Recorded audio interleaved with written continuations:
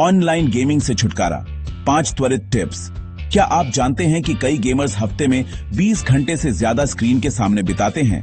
क्या आप या आपका कोई अपना इस आदत से परेशान है? अगर हाँ, तो आप अकेले नहीं हैं।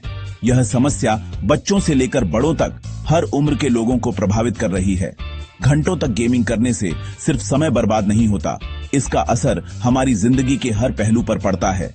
देर रात तक चलने वाले गेमिंग सेशंस नींद खराब करते हैं, जिससे अगले दिन थकान और चिड़चिड़ापन महसूस होता है। बस एक और लेवल के चक्कर में होमवर्क पीछे छूट जाता है, जिससे ग्रेड्स और फोकस दोनों पर बुरा असर पड़ता है। और सबसे जरूरी, हमारे असली रिश्ते। गेमिंग की दुनिया में हम इतने खो जाते हैं कि परिवार के साथ डिनर और दोस्तों के कॉल्स तक नजरअंदाज कर देते हैं। लेकिन घबराइए नहीं, इस चक्र को तोड़ना मुमकिन है। चलो इसे पलटें। पहले समस्या, अब समाधान। पहला उपाय, खेलने का एक सख्त समय तय करें। यह सबसे जरूरी कदम है। तय करें कि आप दिन में सिर्फ 1 घंटा, जैसे शाम 6 से 7 बजे तक ही खेलेंगे।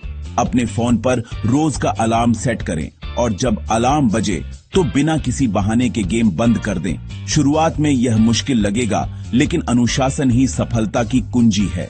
दूसरा उपाय, टेक्नोलॉजी का सही इस्तेमाल करें।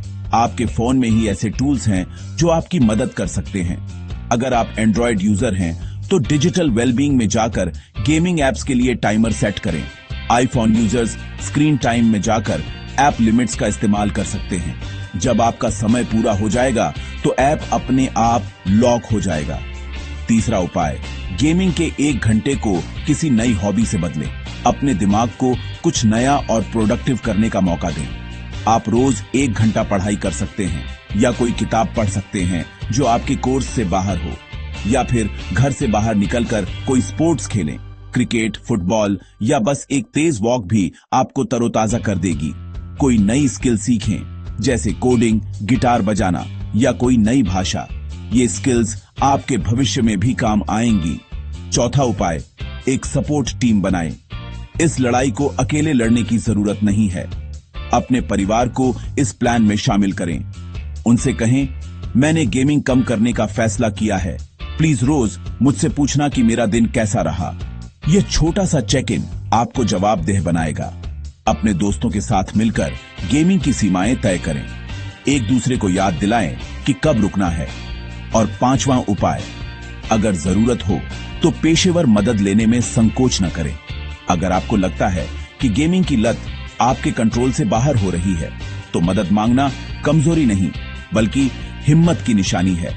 एक थेरेपिस्ट या काउंसलर आपको इस आदत के मूल कारण को समझने और उससे निपटने के लिए सही रणनीति बनाने में मदद कर सकता है। आप सपोर्ट ग्रुप्स भी ज्वाइन कर सकते हैं, जहां आप उन लोगों से मिल सकते हैं जो इसी तरह की चुनौतियों का सामना कर रहे हैं। तो याद रखें, सख्त समय सीमा, टेक्नोलॉजी का सही उपयोग, नई हॉबी, सपोर्ट टीम और जरूरत पड़ने पर पेशेवर मदद। ये छोटे छोटे नियम आपकी जिंदगी में बड़े और सकारात्मक बदलाव ला सकते हैं। स्मार्ट गेमिंग अपनाएं और एक बेहतर जीवन पाएं।